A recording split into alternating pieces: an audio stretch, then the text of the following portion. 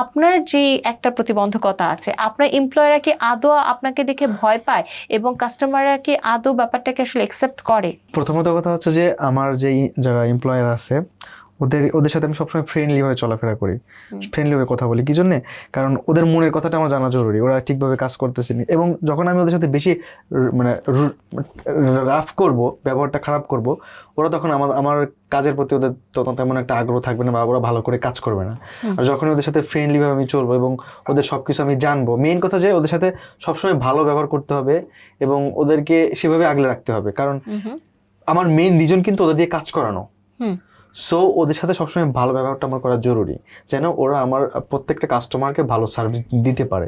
অর্থাৎ তারা আপনার সাথে কখনো কোনো রুড বা না, odd এটা তো behave কখনোই করেনি? না, কখনোই সাহসই পায় না রুট করার। কারণ ওরা জানে যে আমি কে, প্লাস আমি কোন জায়গায় আছি আর ওরা কোন জায়গাতে আছে, এটা সবসময় ওদের মনে করে দেওয়া হয়। ওকে, অর্থাৎ আপনি তাদেরকে ঠিকই আপনার মতো করে ম্যানেজ করছেন, তাই না? আপনি একজন ভালো ম্যানেজার বলা যেতে পারে।